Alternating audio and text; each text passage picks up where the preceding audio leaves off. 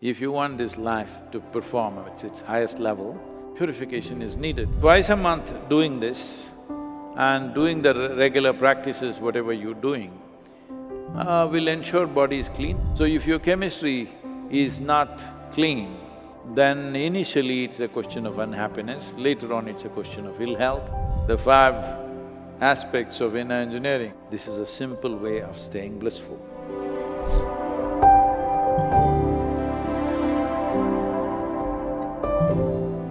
So, especially those of you who are aspiring for spiritual growth, you need a good mechanism.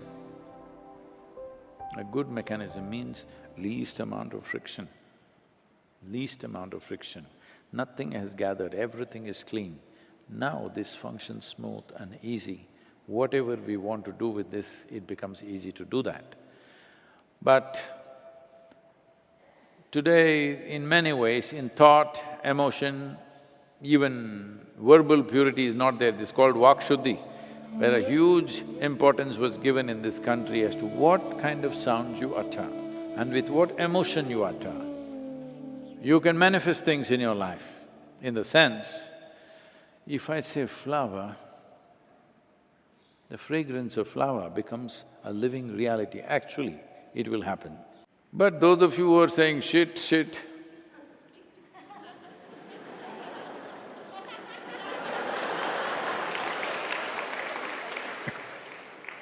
you're doing this to yourself, just know this. In your mind, in your words, the sounds that you utter and sounds that you hear, and what kind of atmospheres you create for yourself and everybody around you, all these things are important. Oh, what is all this? Nobody told me this. What words you utter, what words you hear, sounds, what type of sounds do you utter? It's very important. If you utter it rightly, like I said, if you say, flower, fragrance should come. Because sound has that much power if you know how to use it. See, if you just want to go to work and come, work essentially means earn a living and come back, something. Then with some broken down thing, you can drive there and come back, or you can go on a bicycle and come back. Now suddenly you want to enter a racetrack. Now every micromillimeter of the machine is looked at again and again and again, purified and purified. That's how it is. If you want this life to perform at its highest level, then everything, just everything, how you sit, how you stand, how you breathe, how you step, purification is needed, otherwise it'll not function like that. When you're doing sadhana, it's important you eat something that doesn't stick into you, it must go. When it's done its job, not a speck of it should remain within you, it must be out. So how do you cleanse yourself? One simple thing is, at least twice a month, one day should go, 24-hour space must go without any ingestion of food, just water. This everybody here, our brahmacharis and many others here are doing this on every Ekadashi day. That is the best day also to do that. And 24 hours, that is today evening you eat and only next day evening you eat. You only drink water. If you're feeling very tired or whatever initially, after some time it'll be okay. If you're doing enough sadhana, it'll not be a problem. Otherwise, if you're feeling tired, a little bit of one lemon you can squeeze into it, maybe a spoon of honey you can put into it, it'll keep you going.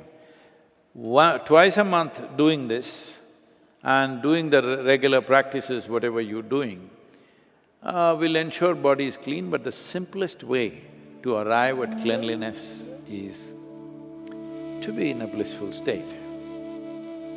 To be… Hello? I'm not asking you to do anything difficult, I'm asking you to do the easiest thing and the most wonderful thing to do. So, this is a simple way, because there is today, we don't need any scientific today's lab science evidence, but today there is also lab science evidence that when you're joyful, when you're pleasant in experience, how bodily functions happen in what way it functions, how chemically it becomes very clean. Because human experience is rooted in many ways in your chemistry. So if your chemistry is not clean, if it is getting contaminated by what you generate within you, then initially it's a question of unhappiness, later on it's a question of ill health, and all kinds of suffering is happening. If you take care of this, how do I take care of this, Sadhguru? Oh, in engineering, you know. You thought now, see, it is like this. You first went to school, you learn A, B, C, D, all right? Rudimentary stuff, you're a kindergarten teacher. But then you became whatever, you became BSc, MSc, a PhD you became. That will sound like a dead end, PhD. So you got there, and then you look at your kindergarten teacher, that woman looks like no good, she knows nothing, you know, ABC. Suppose you forgot what she taught you, and then you do… how do you say PhD then?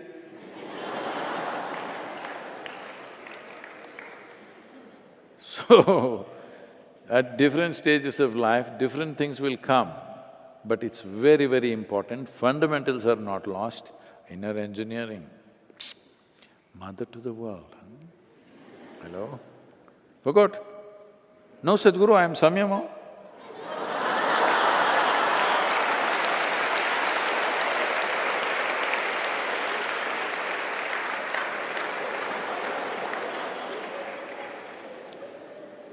You forgot ABC, then no PhD, isn't it?